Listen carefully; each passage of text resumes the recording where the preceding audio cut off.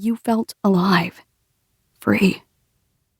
One morning, as she prepared the brew, Tita told you, "I was your age when my own mother taught me how to read the remnants on the bottom of a cup." The aroma of freshly ground beans was in the air. You sat close together on the rooftop of your cement shelter in an overcrowded refugee camp in the occupied West Bank, as Tita began the practice that had been in the family for generations.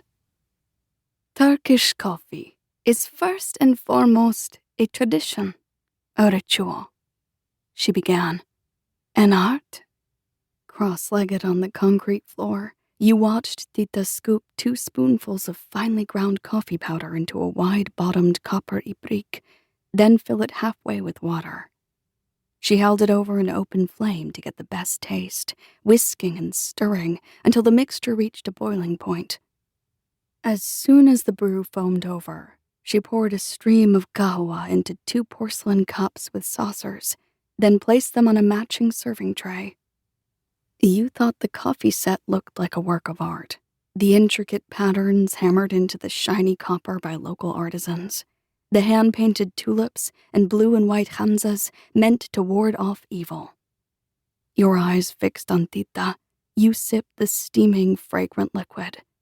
It tasted the way you imagined kahwa would taste, strong and sweet, with a dark and bitter aftertaste.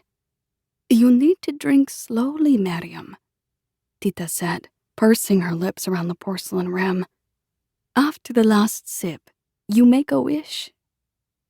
You followed her lead, drinking from the side so the sediments stayed loose, until your cup was empty. When Tita finished her own cup, she placed a saucer over the rim and flipped it upside down. As you waited for the coffee dregs to dry, you sang and strummed your oud, your fingers plucking the strings of this ancient instrument while your mother hummed along. Eventually, she turned the cup upright, and you both peered inside, studying the dark, grainy streaks like reading a treasure map. "You have to be careful," Tita said, her voice serious. "It's bad luck to read your own cup, unless it's for practice."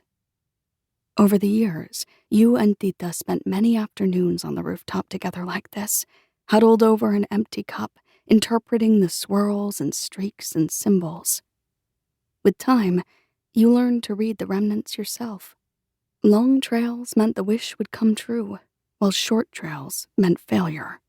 Symbols near the rim predicted the future, while symbols on the bottom dealt with the past. A ring meant marriage.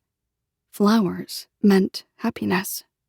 Chunks of grounds on the saucer meant troubles were leaving you. It wasn't until the night of your wedding that Tita agreed to read your cup for the first time.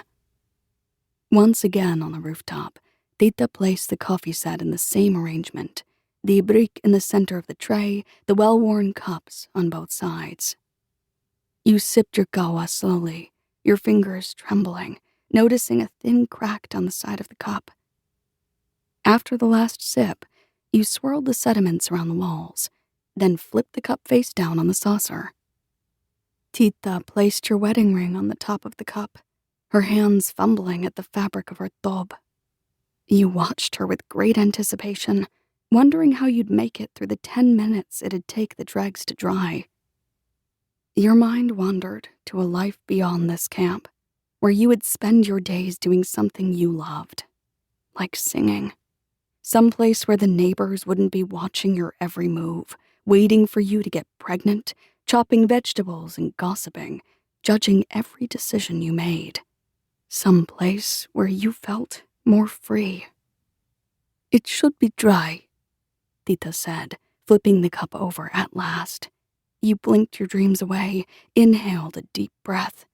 This is it, you thought. A new beginning. But when Tita glanced down at your cup, you knew instantly that something was wrong. She tilted it, frowned, then pulled the cup close to her face, uncharacteristically silent.